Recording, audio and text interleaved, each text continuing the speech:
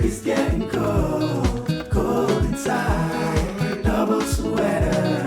I'm young, ordinary, paranoid. I can picture this world without you, my life. Oh, baby. If you want to learn how to mix choir vocals to sound really lush, really pristine, then in this video I'm going to show you how to get very nice sounding choir vocals just like the one you've just heard. And let's get into the video. Okay, so to begin with, this is everything that you're hearing. This is all the vocal stacks right here, and they've been recorded quite a number of times. So you can see for this the melodies, and then this is the second harmony, this is the first harmony, and then this is the bass. And then I have two basses, bass 1 and bass 2, but I'm feeding them all into the bass folder. So right, so now you have a seemingly large choir, supposedly large choir, and you want to mix the vocals to sound really, really nice. How do you go about it? So the first thing that you want to do is to route all of your recordings into, dedicated groups or buses. So I'm pretty sure you know about session organization, and which I've already done here, and that includes cleaning up all the silent parts, fading in and out, doing all the necessary edits, and then color coding things so that we can know where we are at every point in time and what we are dealing with at every point in time. So I've color coded all of the tracks, and I've also sent them to their respective buses. So all of these guys in blue are the main melody, and I've sent them into the melody subgroup. And then I have these ones that are labeled Fa. So the idea with this is I had them recorded from a distance. So I think it was about 3 feet away from the microphone. I recorded this, and it's not just the melody, it's both the melodies, the harmonies, you can see them right here, and then as well the bass parts. So you can see them all right here. So I have them sent into separate buses because I intend to treat them separately. So I had the mixing in mind while I was recording. Right, so that being said, let's go into the subgroups and see what we're doing there. So for the melody, you can see here I already have in the channel strip that comes with Cubase, I already have some processing going where I'm just doing some basic, notches. I'm just cutting out some frequencies that are, resonating in an unpleasant way. And I'm also doing a low cut. And then I have, nothing crazy, just, 2 plugins here that are doing a little, sometimes a little goes a long way. And then as far as sends go, so I have this short and long reverb, but I'm not sending anything. You can see they are grayed out. They are not active. If they were active, they would look like this, but they are not active. So I always like to, leave them like that, just in case I want to send a little more of each part into reverb or into any effects. So for the melody, I'm sending it to Melody FX, and we're going to look at that in a bit. Right. For the inserts, what I've done is first saturation, very light saturation, and I'm using the NLS bus from Waves, and I also have here the EV2 from Waves as well. And what I'm doing with the EV2, let's start from the top here. I'm pushing just a little of this, preamp, this line preamp, just very, very mild, introducing a little bit more saturation. And down here at the EQ section, for the highs, I'm not doing anything. I'm not boosting or cutting. For the high mids, you can see just a little boost around this value right here. And then for the low mids, a little cut around this value right here. And then I'm boosting the lows just to give it, body and give it warmth. And then I think I'm compressing. Yes, I'm compressing just a fair bit. I have it at 4:1 ratio and the release at 0.24. And then I'm just compressing till I see this light come up, and it's not coming up so bright, which means that I'm not getting up to 3 dB of gain reduction. So it's about 1 to 2 dB thereabout of gain reduction. Okay, so here's what we're going to do. Let me solo this, and then we can hear the before and after what's happening. Let me take it off. Baby, the weather is getting cold, cold inside, double sweater, I am young. Let me also turn off the effects so that, okay. Baby, the weather is getting cold, cold inside, double sweater. And this is what it sounds like with the processing. Baby, the weather is getting cold, cold inside, double sweater. I am young, ordinary, paranoid.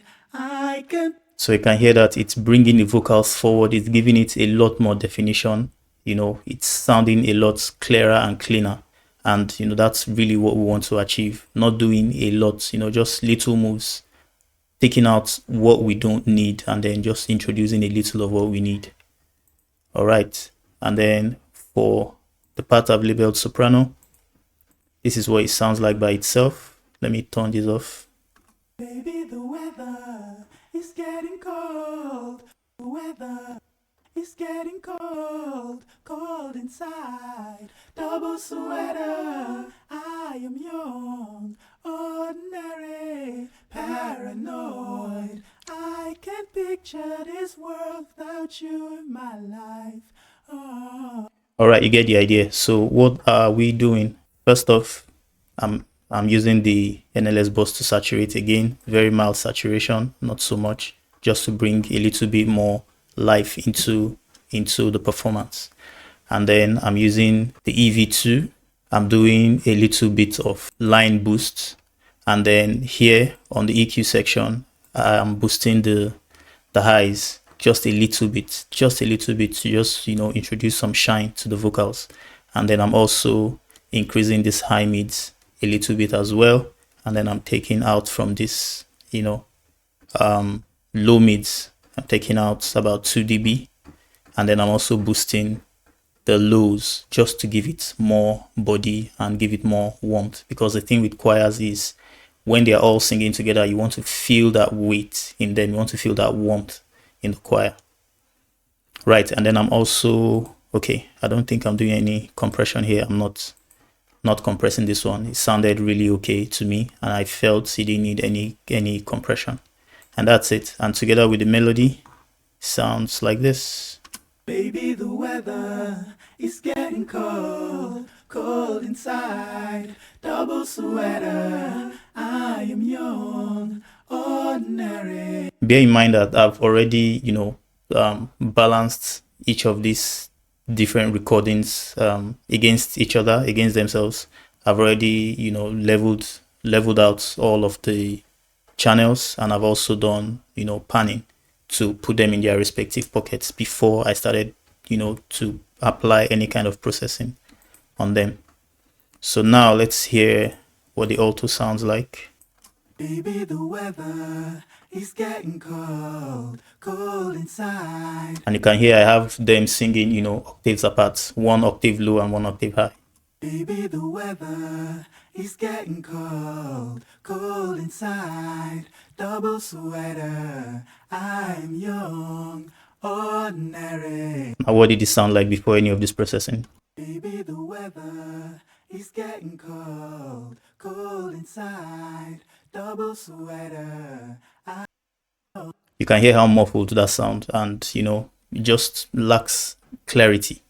And then with the processing, Baby, the weather is getting cold, cold inside, double sweater. again, more definition, more clarity. And then what I'm doing is simply the same. This time around, I'm going just a little bit higher on the saturation. And on the EV2, this channel strip right here, I'm also doing a little bit more, you know, line boost here.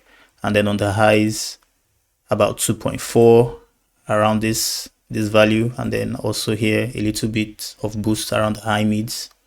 And I'm cutting out, you know, these low mids, because the low mids are what generally are responsible for lack of clarity and mod in recordings. So I'm just taking it out a little because I've already boosted here to bring forward the definition and clarity. And then I'm boosting the lows again, just slightly, so that we can add body to the sound. And then I'm also doing slight compression, 3 to 1, and a fairly medium release. Baby, the weather is getting cold. As against this, Cold inside, double sweater. I'm young, ordinary. here how it comes to life. And then now for the basses, here's what we have. Again, same processing. Just a little goes a long way, really a little goes a long way. And I'm not doing so much because I know that I'm still going to do a little bit more processing. I'm going to do more processing on the choir bus where I've routed all of them to. So here again, saturation, just a little bit. And then here on the EV2, I'm boosting a little bit of the line, you know, pushing up that preamp a little bit, increasing the highs to bring more clarity to the bass, what they are saying, what they are singing. Because if you don't, you know, introduce those highs and the high mids, it can, you know, it tends to get muffled. But for this one, instead of boosting the high mids, I'm cutting because I realized that there is a lot of harshness in this region, which I wanted to attenuate. And you can see here on the highs, I'm boosting from almost about 2K, right? I'm boosting everything from about 2K and up while I'm cutting down on this, you know, harsh frequency right here. And then also around this frequency range, I'm also doing a little bit of cuts just to remove, you know, that muddiness from the recording.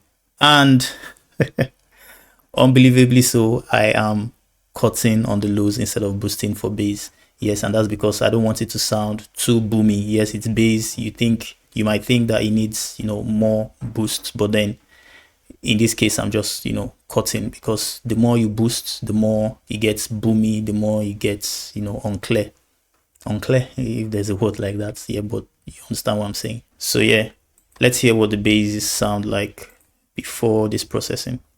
Baby, the weather is getting cold, cold inside. I am young, ordinary. And with the processing, Baby, the weather is getting cold, cold inside, double sweater. hear how clear that sounds. Baby, the weather is getting cold, cold. Now let's hear all of them without their processing, and then we'll hear them with their processing. Let me do this. So here's without any of the processing on them. Baby, the weather is getting cold, cold inside, double sweater. I am young, ordinary. And here's what they sound like. Baby, the weather is getting cold, cold inside. Okay, so the processing that I'm doing on the choir bus, that's where I'm routing all these four to, is influencing what you're hearing. So let me just turn that off right here as well, so you can actually hear what they sound like without any processing at all on them. Baby, the weather is getting cold, cold inside, double sweater. And with the processing, I am young, paranoid. I can't be in this world without you in my life. Baby, the weather is getting cold, cold inside, double sweater. I am young, ordinary, paranoid. all right, so I believe you get the idea. And then I'm routing all of them into the choir vox bus right here. And on this bus, what I'm doing is, again, the EV2. Am I doing any line boost? No.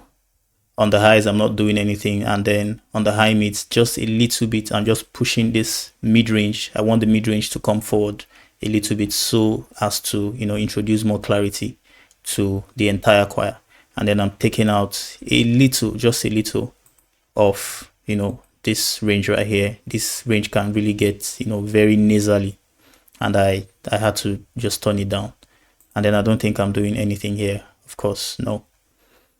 So then on the compressor side of things, I have a more gentle, you know, compression 2:1 ratio and a medium attack again. And then I'm just, you know, adjusting the threshold to the point where I'm seeing just this one LED screen come up, you know, and it's not coming up so bright. That means I'm not getting up to 3 dB of gain reduction, which is what it says here. So it's just flashing a little bit.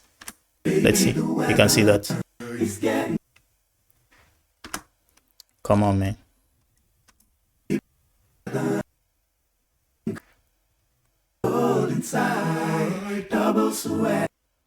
So you can see it's mostly at the transient, at the first hit of the words, baby the weather. So instead of coming at you with all that power, I'm just, you know, suppressing that initial attack on those consonants a little bit. And then I have here Spectre. I'm using this to saturate the mid-range, you know, just to boost it a little bit and give it more life. Just, you can see from here all the way up to here, and then it comes down here. So it's peaking around this value right here. So you can see we can say it's from 300 to about 2K or 2.5K thereabouts, which is the entire mid-range. And we want to bring that forward so that we can hear the choir very well in the mix. We can make sure that the choir cuts through in the mix. And then the next I'm doing is using a room directly on the channel, and what I intend to achieve with this is to put the choir in a room, although I have turned down the mix to a very, very small amount. You can see 1.5%, and I have them in the medium room, and I've set the depth slider to 100%. So I'm not getting any of the early reflections. I'm just getting all of the reverb tail. So I just want to put them in that room, so it will give the illusion that they are actually in a room singing, but then I've sent a very, very small amount. Baby, the weather is getting cold. If I exaggerate that, you hear.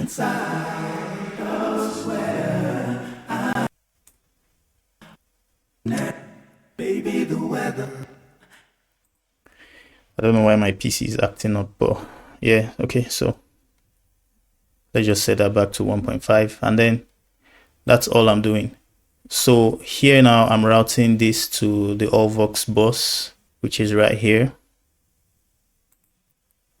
And what I'm doing is I'm just using this final compressor to just give it color.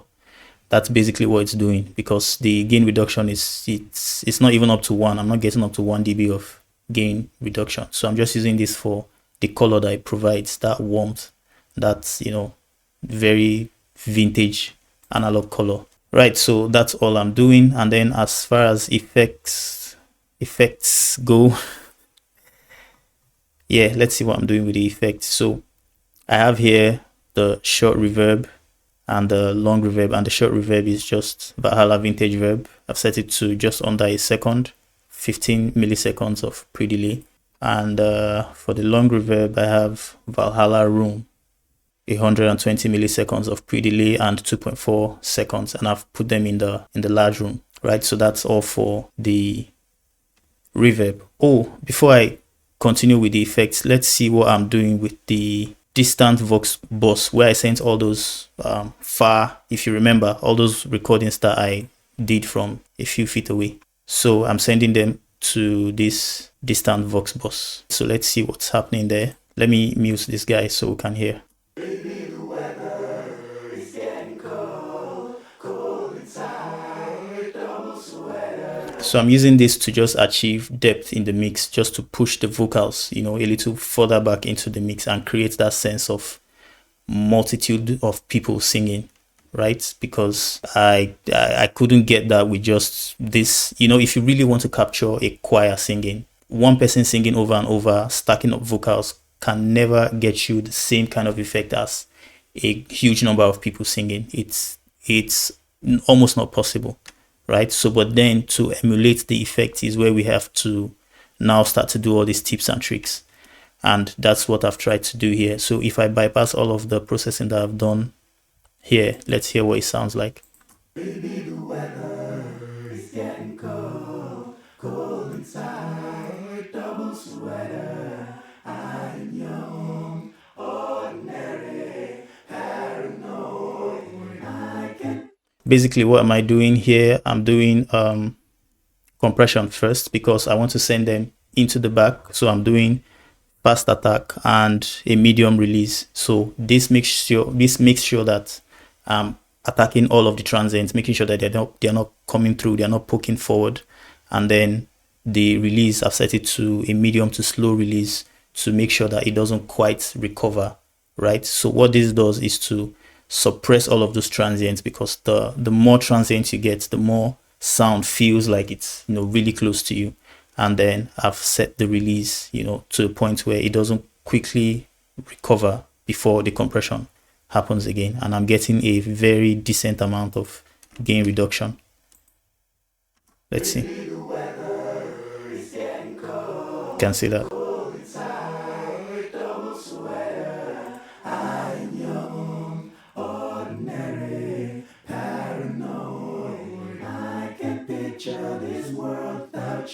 Right, so the next thing I'm doing is EQ, just taking out all of those low mids, you know, to make sure that it's not too boomy, because I don't want it to sound very boomy. So I'm just doing a little cut around the low mids.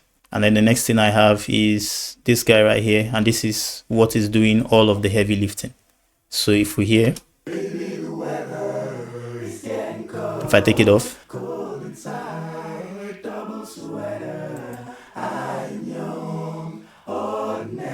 so this is the Howard Benson vocal multiplier, and then I'm just using this to simulate a crowd, you know, of people singing. And you can see all of the settings I've done here. If you have this this plugin, you can experiment with it. Maybe pause the video right here to copy the settings and try on your own.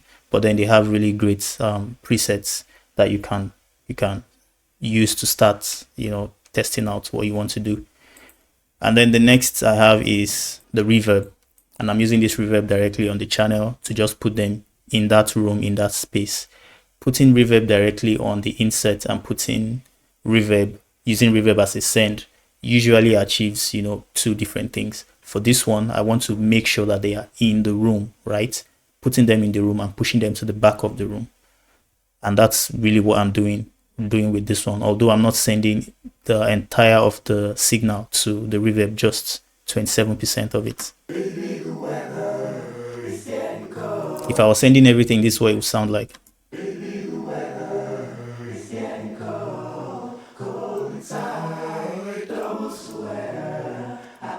Right, so I didn't want to be that drastic, so you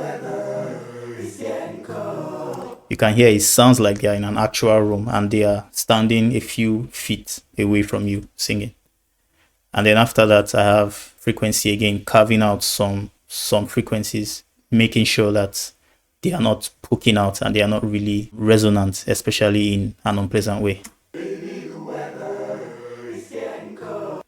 And I'm using this to further design the sound to make sure that they are fitting exactly where I want them to be in the space.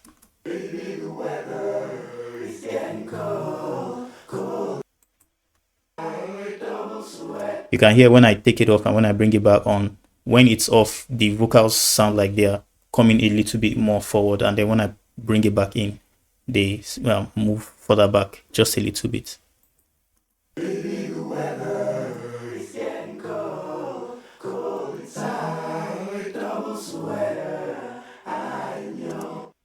So yeah, that's what I'm doing here.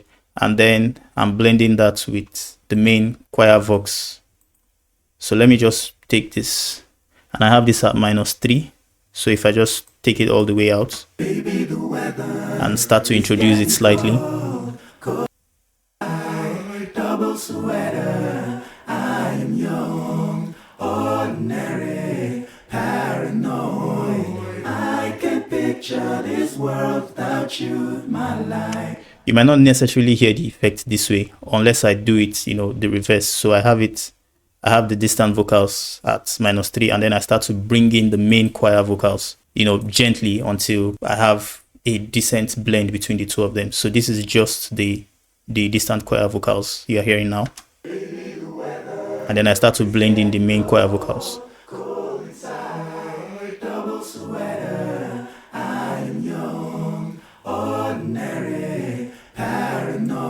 So it depends on the song. You can use this to like balance out how you want the choir to sound, and you know how much of each of them, how much of the main choir vocals you want to hear versus the crowd choir vocals. Baby, the weather is getting cold.